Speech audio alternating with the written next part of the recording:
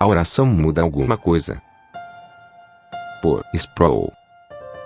E o que podemos dizer sobre a intercessão e a súplica? É bom falar sobre os benefícios religiosos, espirituais e psicológicos, e quaisquer outros que possamos obter da oração. Mas, o que dizemos sobre a pergunta real? A oração faz alguma diferença? Certa vez, alguém me fez esta pergunta, apenas em termos levemente diferentes. A oração muda a mente de Deus? Minha resposta gerou protestos intensos. Eu disse apenas, não. Ora, se a pessoa tivesse perguntado, a oração muda as coisas? Eu teria respondido, é claro que sim. A Bíblia diz que há certas coisas que Deus determinou desde toda a eternidade. Essas coisas acontecerão inevitavelmente. Se você orasse individualmente, ou se você e eu uníssemos forças em oração, ou se todos os cristãos do mundo orassem coletivamente, isso não mudaria o que Deus, em seu conselho secreto, determinou fazer. Se decidimos orar em favor de que Jesus não volte, ele voltará apesar disso. Talvez você pergunte, a Bíblia não diz que, se 2 ou 3 pessoas concordarem a respeito de alguma coisa, elas só receberão. Sim, a Bíblia diz, mas essa passagem fala sobre disciplina eclesiástica, e não sobre pedidos de oração. Portanto, devemos levar em conta todo o ensino bíblico sobre a oração e não isolar uma passagem das demais. Temos de abordar a questão à luz de toda a Escritura, resistindo a uma leitura separativa. De novo, você talvez pergunte, a Bíblia não diz, várias vezes, que Deus se arrepende? Sim, o Antigo Testamento certamente diz isso. O livro de Jonas nos diz que Deus se arrependeu do julgamento que planejara para o povo de Nínive. Jonas, capítulo 3 verso 10. Por usar o conceito de arrependimento nesta passagem, a Bíblia está descrevendo a Deus, que é Espírito, naquilo que os teólogos chamam de antropopatia. Obviamente, a Bíblia não quer dizer que Deus se arrependeu da maneira como nos arrependeríamos. Do contrário, poderíamos supor corretamente que Deus havia pecado e, portanto, precisava de um salvador para si mesmo. O que o texto significa é que Deus removeu a ameaça de julgamento do povo. A palavra hebraica nashon, traduzida como arrepender, significa confortado ou tranquilizado. Neste caso, Deus foi confortado e sentiu-se tranquilo com o fato de que o povo havia se convertido de seu pecado. Por isso, ele revogou a sentença de julgamento que impusera. Quando Deus ergue a sua espada de juízo sobre as pessoas, e estas se arrependem, e, por isso, Deus não escuta o juízo,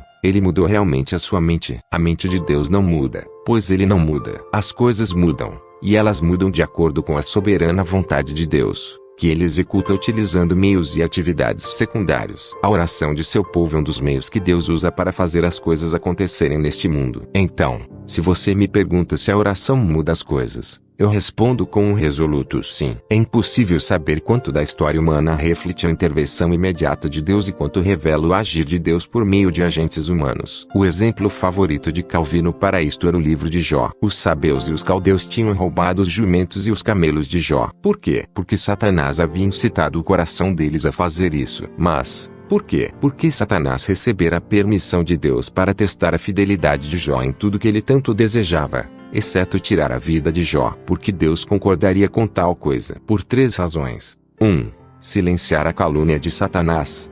2. Vindicar a si mesmo. 3. Vindicar Jó da calúnia de Satanás. Todas estas razões são justificações perfeitamente corretas para as ações de Deus. Por contraste, o propósito de Satanás em incitar esses 2 grupos era levar Jó a blasfemar de Deus, um motivo totalmente ímpio. Mas, observamos que Satanás não usou algo sobrenatural para realizar seus propósitos. Ele escolheu agentes humanos, os sabeus e os caldeus, que eram maus por natureza, para roubar os animais de Jó. Os sabeus e os caldeus eram conhecidos por sua maneira de viver caracterizada por roubos e mortes. A vontade deles esteve envolvida, mas não houve coerção. O propósito de Deus foi cumprido por meio das ações ímpias deles. Os sabeus e os caldeus eram livres para escolher, mas, para eles, assim como para nós, a liberdade sempre significa a liberdade dentro de limites. Não devemos confundir liberdade humana e autonomia humana. Sempre haverá um conflito entre soberania divina e autonomia humana. Nunca há um conflito entre a soberania divina e a liberdade humana. A Bíblia diz que o homem é livre,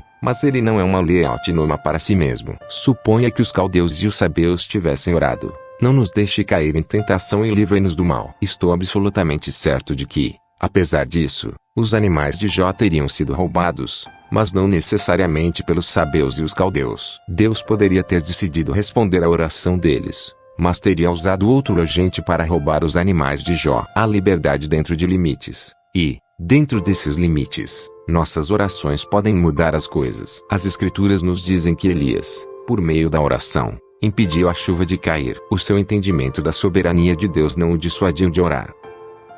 A oração muda alguma coisa. Por Sproul, trecho tirado do livro A Oração Muda as Coisas. Páginas 19 a 23.